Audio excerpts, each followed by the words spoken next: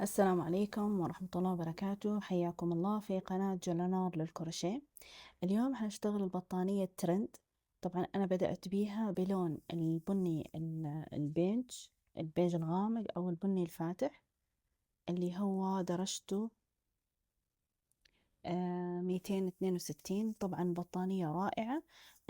بالنسبة للون الأساسي عدد البكرات على حسب ما أنت تبغي قطر الدائرة.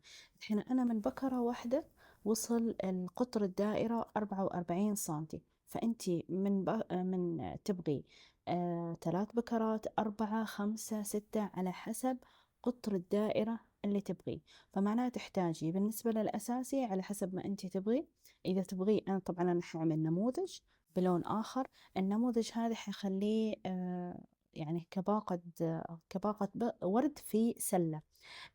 بالنسبة للون الأخضر هتحتاجي بكرة واحدة. طبعا حتى لها يمكن بكرة أو بكرة ونص، فأنت بيكون عندك لازم يعني احتياط. فاللون الأخضر عندي رقمه 126. وبتحتاجي اللون الأحمر. طبعا أنا عشان حسوي باللون الأصفر، لأني أنا بخلي الأساسي هو اللون الرمادي. فاللي حابين كمان اللون الرمادي عندي اللون الرمادي رقمه 200 من خيط كوتون جولد. واللون الأصفر رقمه 187 بالنسبة للون أصفر. طبعا أنا هنا حستخدم اللون الأخضر نفسه واللون الأحمر. طبعا حاحط لك رقمه في بداية. طبعا أرقام الخيوط ححط لك إياها في صفحة بداية الفيديو، حتشوفيها ترجعي لها. وحستخدم إبرة رقم 3. حستخدم إن شاء الله تكون هنا واضحة رقم 3. تمام. فحنبدأ النموذج قصدي هي البطانية سهلة بدايتها، ما لها أي زي ما احنا نعمل تزايدات الدائرة. طبعا نبدأ بسم الله، ألف الخيط حول إيدي، تمام، حول إصبعي. وبعدها حنبدأ بأول سلسلتين. هذه السلسلتين ما أعتبر لهم اعتبار، تمام، لا تعتبريهم عمود وإنما بس سلسلتين. ألف الخيط حول الإبرة وأعمل 12 عمود. هذا العمود الأول، 1 2 3 4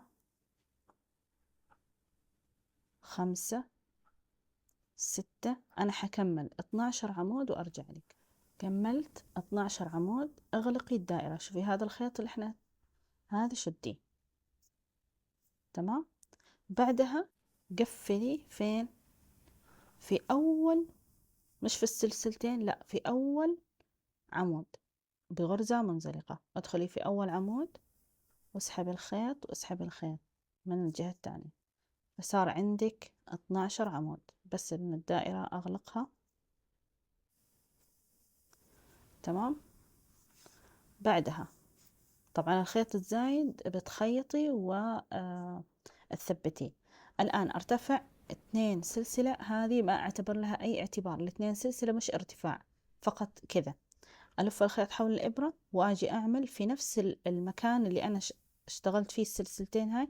حدخل وأعمل العمود الأول 1، ونفس المكان العمود الثاني، يعني عمودين دحين تزايد، عمودين بعدين سلسلة. بعدين في العمود اللي بعده أعمل 2 عمود. هذا 1 2، بعدين سلسلة. وأكرر بهاي الطريقة. أعمل في العمود اللي بعده 2 عمود، 1 2، بعدها سلسلة. وهكذا عندي هنا 2 عمود، 1 2، بعدين سلسلة. طبعا أكمل بهاي الطريقة. وصلنا إلى الأخير. هنا 2 عمود، سلسلة، بعدها نفس الشيء في آخر سلسلة. حنعمل 2 عمود، 1 2، بعدين سلسلة. ونقفل في أول عمود. لاحظي هذا أول عمود، أقفل بغرزة منزلقة في أول عمود. أدخل هنا أطلع بلفة وأطلع من هنا. لاحظي 2 عمود سلسلة 2 عمود سلسلة. نبدأ بالدور الثالث. أيضا في كل مرة حنرتفع سلسلتين بس ما نعتبر لهم أي اعتبار. في أول ما أنا عملت سلسلتين، في أول واحدة حشتغل أول عمود، هذا العمود الأول. تمام. في العمود الثاني حشتغل تزايد، هنا عمودين، 1 2، بعدها سلسلة. يعني أنا ارتفعت سلسلتين ما أعتبر لهم اعتبار، حشتغل في أول ما طلعت أشتغل أول عمود، هذا أول عمود. بعدين في الغرزة الثانية في العمود الثاني حشتغل هنا فوقه 2 عمود، لازم يكون تزايد، بعدين سلسلة. حنشوف هنا مرة تانية. أنا هنا عندي عمودين صح؟ عندي هنا عمودين. أول واحد حشتغل عمود، العمود الثاني حشتغل 2 عمود، 1 2، زي تزايد الدائرة العادي، سلسلة، بس إنه في زيادة سلسلة. هنا عمود، بعدين عمودين، بعدها سلسلة. يلا حشتغل هنا أيضا عمود، في أول واحدة عمود، تاني واحدة عمودين تزايد، بعدين سلسلة، وهكذا حنشتغل بهاي الطريقة.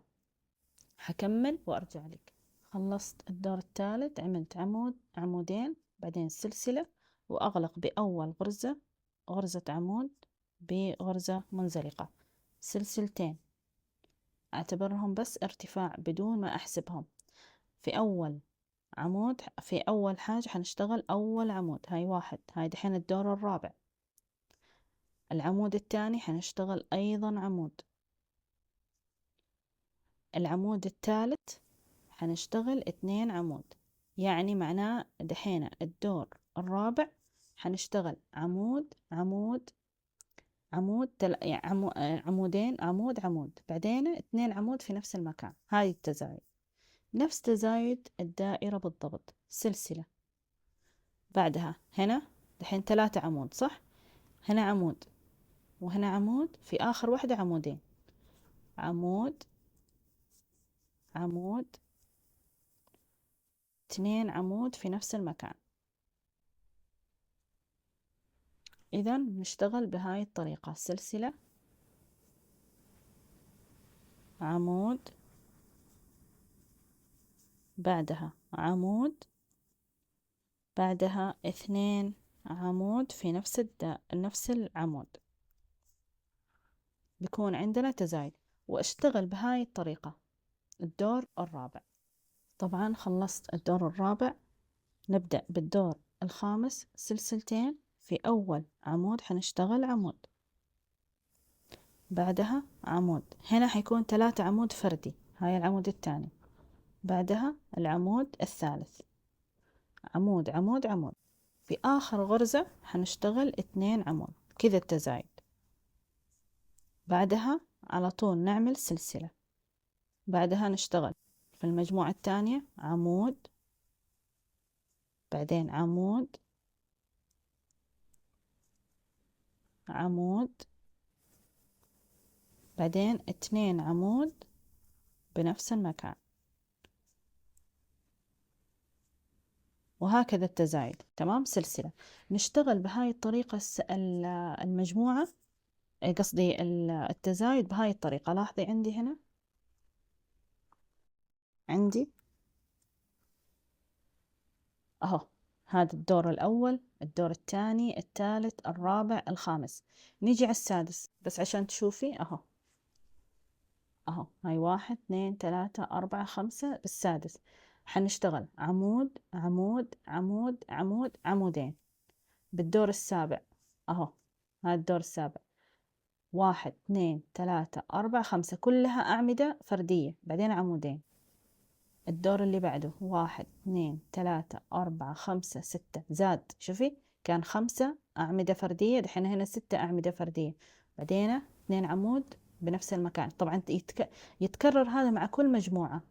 تمام. اللي بعده 1 2 3 4 5 6 7، بعدين عمودين بآخر عمود، 1 2 3 4 5 6 7 8، بعدين عمودين بآخر عمود، وهكذا. طبعا في كل مرة حنرتفع سلسلتين، هاي السلسلتين ما نعتبر لهم أي اعتبار، وتكملي بهاي الطريقة إلى أن تصلي إلى الطول اللي أنت تبغيه. الطول اللي أنت تبغيه، سواء تبغيه 80 سنتي، 90 سنتي، 100، 110، أنت اللي حابته. طبعا إذا تبغيه لسلة، يعني سلة صغيرة، سوي الطول مناسب يعني صغير. أما إذا أنت تبغيه بطانية أو تبغيه شال زي إحنا ما شفناه في الترند، إذا تبغيه شال خليه 100، 110، بحيث إنه يكون يغطي جسمك. يعني أنت لما تيجي تشوفيه على جسمك بتكون مغطي وطالع حلو، فإذا أنت بتوقفي بالنسبة لطول القطر. وبعدها تبدأي بطريقة اللون الأخضر. طبعا اللون الأخضر فيه درجات، فأنت استخدمي الدرجة اللي أنت تحبيها مع اللون المناسب. تبغي وردي، تبغي أصفر، تبغي أحمر، تبغي برتقالي، اللون اللي أنت حابته وتحسي. طبعا أنا حسويها على ورد الجوري إن شاء الله، وحوريكي إلى أن أصل بالنسبة للون الرمادي. حشتغل أنا هاي أنا حشتغلها إن شاء الله بطانية أو على شال. تمام. وهذه حشتغلها معاكم مع الفيديو، وحنشوف في النهاية كم الطول اللي أنا استخدمته، وحطها في سلة عشان تشوفوها معي. طبعا أنا حخلص طول معين وحبدأ أوريكي كيف طريقة اللون الأخضر وأيضا حبدأ بطريقة الورد الجوي. طبعا خلصت تقريبا بشوف لك المقاس اللي أنا خلصته. طبعا أنا ما سويته على شكل بطانية، وإنما هخليه على سلة كباقة ورد، تقريبا 37 سنتي. تمام. يعني كم دور؟ 1 2 3 4 5 6 7 8 9 10 11 12 13 14 15 16 17 18 19 20. 20 دور. تمام. ف ولسه ما خلصت البكرة. إذا أنت حابة تعمليه على سلة كباقة ورد، الآن طبعا أنا غيرت اللون الأخضر، حستخدم هذا اللون الأخضر ورقمه 35 من خيط كوتون جولد. هذا أفتح وهذا أغمق، حبيت هذا وحستخدم هذا.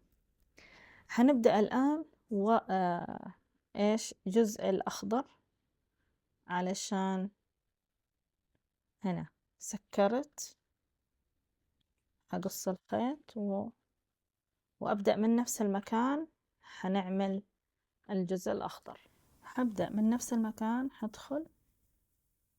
تمام. وأرتفع السلسلة في نفس المكان، حسوي غرزة حشو، بعدها 4 سلاسل، 1 2 3 4. تمام.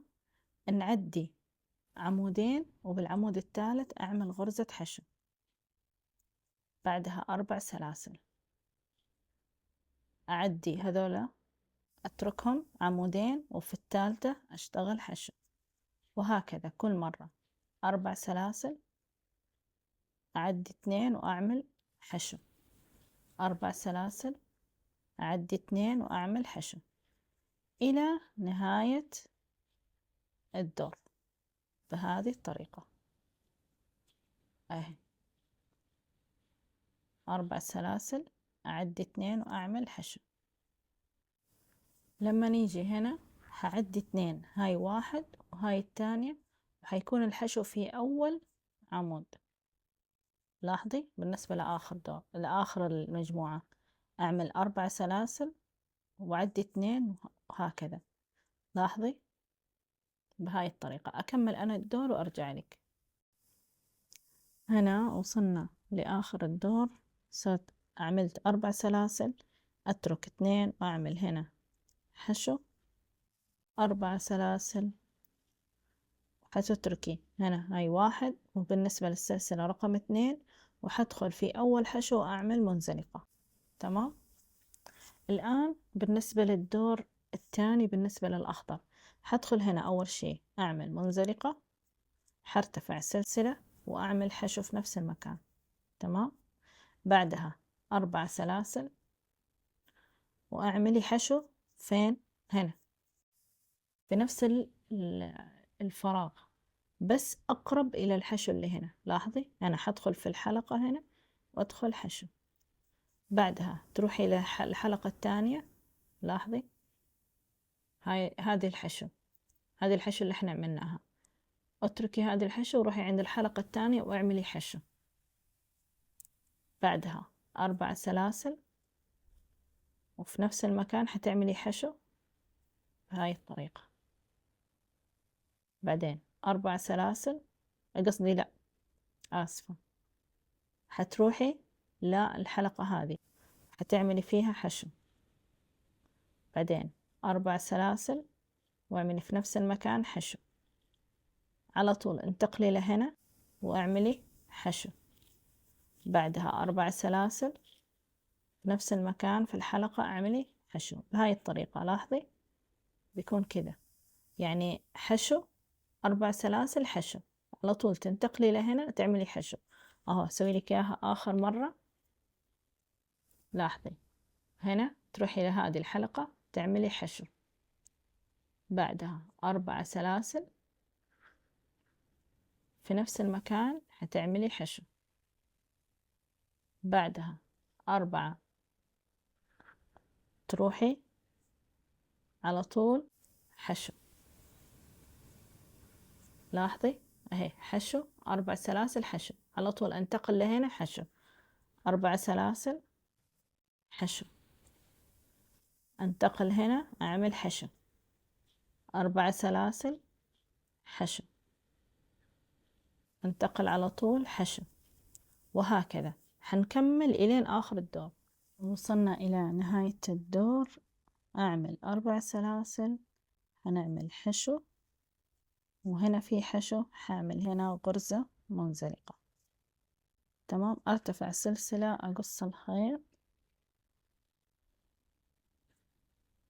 ونلاحظ إنه إحنا خلصنا الجزء الأخضر علشان نبدأ بالجزء الورد. لاحظي يمكن الورد انت تحبي تكون ملون، بحيث انه مثلا مرة اصفر مرة احمر، هذا على راحتك، او تدخلي لون تاني كمان وردي، بحيث انه تكون الحديقة تكون يعني مجموعة من الالوان، على راحتك، او تبغي لون واحد. بالنسبة للون الاحمر رقمه 56، واللون الأصفر أعطيتك إياه من قبل، فأنتي نوعي زي ما أنتي تبغي. طبعا حنبدأ الآن الجزء الأخير اللي هو جزء الورد. طبعا اخترت الورد الجوري. حنلاحظ إنه بهاي الطريقة حيكون الورد. لاحظي طبعا أنا سويت مجموعة وبقي عندي باقي هذول أنا بسويهم وبعدين بخيطهم. الآن لاحظي كيف حتبدأي تعملي. احنا هنا كان الوردة هنا، طبعا هذه حنتركه، حنشتغل هنا. تمام، بعدين الثاني حنترك هذا وحنشتغل هنا. لاحظي انه واحد نتركه، واحد نشتغل فيه ورد. الآن حنشتغل هنا الورد. كيف طريقة عمل الورد؟ طبعا بعدد من السلاسل. حتتركي كمية من الخيط تمام مناسبة، بعدها حتبدأي أول السلسلة هذه ما نعتبر لها أي اعتبار، وهي سلسلة ربط بس. حنبدأ نحسب 15 سلسلة، 1 2 3 4 5 6 7 8 9 10 11 12 13 14. تمام، 14 14 15 سلسلة. بعدها ألف الخيط حول الإبرة وأدخل في رابع سلسلة، نحسب 1 2 3، بالرابعة أدخل وحأعمل 3 عمود. هاي 1 2 3. أيضا أروح عند الغرزة اللي بعدها هعمل 3 عمود، 1 2 3. الغرزة اللي بعدها أيضا 3 عمود، وهكذا إلين ما نيجي عند قبل الأخيرة، قصدي هذه اللي هي الأخيرة. الآن حنشتغل في كل سلسلة 3 عمود 3 عمود 3 عمود إلى أن أصل مش في هذه السلسلة اللي قبلها. وصلت الآن عند هاي السلسلة الأخيرة. هذه لا، هذه ما أعتبرها السلسلة، هاي السلسلة الأخيرة. تمام. هي السلسلة رقم 15. حنشتغل أيضا 3 عمود، طبعا مثل ما اشتغلنا في كل غرزة 3 عمود. هنا 3 عمود. الآن إيش أسوي؟ 3 سلاسل، وأقفل بغرزة منزلقة في السلسلة نفسها هذه الأخيرة. أرتفع سلسلة وأخلي جزء من الخيط طويل وأقص. تمام. اسحبي الخيط واربطي الخيطين، خيط البداية وخيط النهاية، اربطيهم ببعض. تمام، ربطتين بحيث انه يثبت عندك اول شي البداية، هاي الربطة الاولى، وبعدين الربطة الثانية. الان الوردة الثانية وين حنشتغلها؟ هنا. تمام، بتكون هاي الوردة الاخيرة. طيب كيف طريقة لف الوردة؟ لاحظي، حطي الخيوط هذه الى الخلف، وابدأي لفي بهاي الطريقة. تمام، حول نفسها بهذه الطريقة. تمام، اهي الوردة اتلفت. خدي واحد من الخيوط اللي عندك وحطيه بإبرة التنظيف. لاحظي، بإبرة التنظيف علشان أثبت الوردة. لاحظي، لفيها وابدأي من الخلف، تدخلي ما بين الغرز بحيث انه تثبت الوردة. لاحظي بين الغرز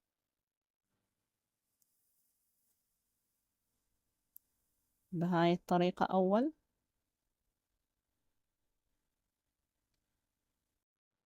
بعدها حنثبت بالطريقة اللي هنا. لاحظي، حدخل من تحت من قاعدة الوردة إلى رأس الوردة هنا. لاحظي في النص، شوفي حتدخل الإبرة في النص. ثبتي أيضا هذه، أيضا البتلات من هنا حاولي تثبتي، ادخلي ما بينهم. شوفي بهاي الطريقة تتثبت عندك الإبرة، قصدي الوردة، وما تخرج أبدا. تمام. أيضا الخيط الثاني حنشتغل فيه وحنثبت. لاحظي بهاي الطريقة. أهم شي تضمني إنه الإبرة قصدي الوردة ما حتتفك. أيضا الخيط الثاني نحاول نثبته في إبرة التنظيف. وهنا أجي شوفي عند هذه البتلة هذه. تمام، حاولي تثبتيها بهاي الطريقة. لاحظي كذا تضمني إنه، وتدخليها لتحت.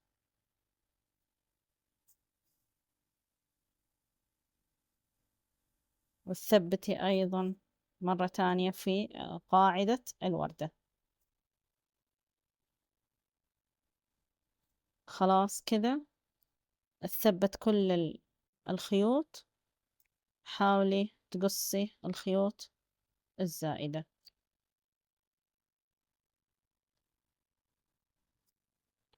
لاحظي اهي.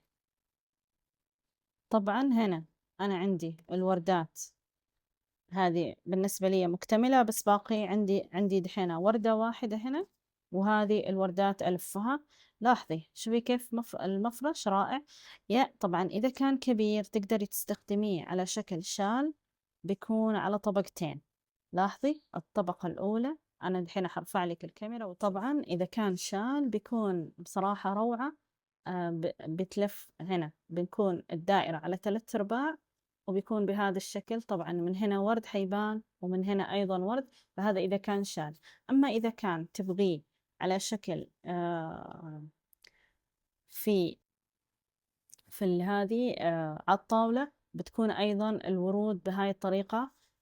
أيضا إذا نبغاه على شكل وردة بحيث إنه باقة نحاول بحيث تشوفيها بهاي الطريقة. شوفي كيف الورد زي ما هم في الترند بيحاولوا ياخدوا المفرش من النص، لاحظي بهاي الطريقة ياخدوه من النص، وتبدأ تلف وتطلع الوردات بهاي الطريقة، وتحطيه في السلة اللي انت تعجبك. بهذا كذا خلصنا ورشة بطانية الورد الرائعة الرائعة الرائعة اللي هي ترند. بصراحة طريقتها حلوة، بس في ملاحظات أنا حابة أقول لك إياها. هو إنه الحجم الوردة بيختلف على حسب، إذا أنت كنتي حابة إنه الوردة بتكون أكبر، حاولي إنه تعمليها أكبر، يعني بحيث إنه تكون مثلا 20 سلسلة. أنا بدأت هنا ب15 سلسلة. طبعا كل ما كان المفرش أصغر بتكون الوردات أصغر، يعني يمكن تحتاجي بس 10 سلاسل. أنا هنا خليتهم 15. إذا كانت الوردة أكبر، إذا كان المفرش أكبر، فحاولي يكون عدد السلاسل أكثر، ونفس الطريقة نفس الهاي، بس إنه بعدي ما بين هنا بدل ما يكون واحد ما بينهم حيكون اثنين، الفراغين بيكون أحلى. هذا طبعا على حسب ما أنت تبغي، وعلى حسب نظرتك لطريقة الشال وشكله، أو طريقة البطانية وشكلها. فأنت بتشوفي على حسب أنت ما تبغي. أهم شيء إنه هنا الوردات بتختلف على حسب عدد السلاسل اللي أنت تبغيها، وعلى حسب كمان حجم البطانية. طبعا هذا الطول قلنا 44 سنتي بالنسبة للمفرش، أو بتخليه على باقة ورد. بما أنه أنا حكمل إن شاء الله الثاني، وحعمل ورد مختلف، وإن شاء الله أسجل لكم الورد الثاني اللي هو ورد تيولب كمان بطريقة حلوة، بس أنا حخليها على بطانية. انتظروني في الشكل الثاني للبطانية. بس هذه البداية، وهي كلها البداية نفس الشيء بالضبط. أرجو أني أنا أكون أفدتكم، وجزاكم الله خير على حسن استماعكم. إذا كنت لسه مش مشتركة في قناتي، اشتركي في قناتي وفعلي الجرس، وأيضا ما تنسينا من اللايك والتعليق. وجزاكم الله خير على حسن استماعكم.